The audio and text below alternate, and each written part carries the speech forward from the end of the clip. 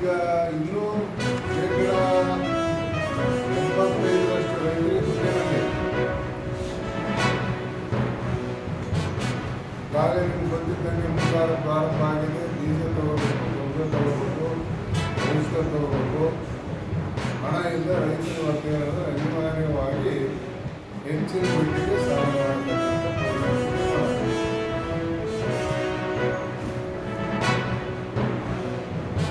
ಈ ಹತ್ತಿ ಖರೀದಿ ಕೇಂದ್ರದಲ್ಲಿ ಖರೀದಿ ಮಾಡಿದ ನಂತರ ಒಂದು ವಾರದಲ್ಲಿ ದುಡ್ಡು ಬರ್ತದೆ. ಜೋಳ ಖರೀದಿ ಕೇಂದ್ರ ಮಾಡಿದರೆ ಯಾಕೆ ಸರ್ಕಾರದ ಕೆಲಸ.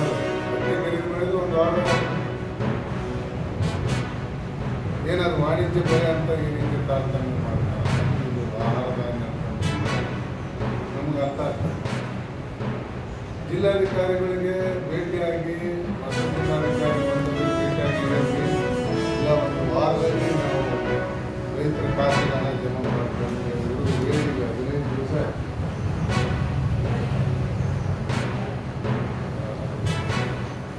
ಇದು ದೊಡ್ಡ ಸಮಸ್ಯೆ ಆಗಿದೆ. ರೈತರಿಗೆ ದುಡ್ಡಿನ ಅವಶ್ಯಕತೆ. ಕೋಟ್ಯಾಂತರ ರೂಪಾಯಿ ರೈತರಿಗೆ ಸರ್ಕಾರ ರಸಗೊಬ್ಬರ ಹೋದ ವರ್ಷಕ್ಕೂ ಈ ವರ್ಷಕ್ಕೂ ಹೋಲಿಸಿದರೆ ಪೂರೈಕೆಯಲ್ಲಿ ಬಹಳ ಕಡಿಮೆ ಇದೆ.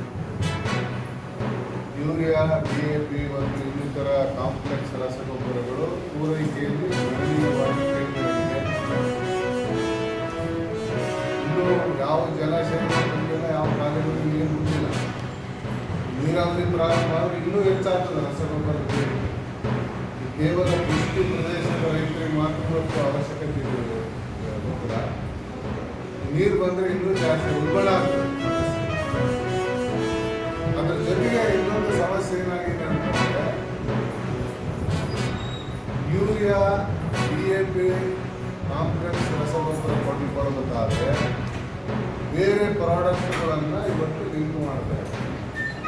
ಇಲ್ಲಿ ಗ್ರೋಮರ್ ಕಂಪನಿಯ ಬೆಲೆ ಇದೆ. ಗ್ರೋಮರ್ ಕಂಪನಿ ಇಲ್ಲಿ ರೈತರು ಏನಂತಂದರೆ ರಸಗೊಬ್ಬರ ಖರೀದಿ ಮಾಡಿದ್ದಾರೆ. ಅಧಿಕೃತ ಬಿಲ್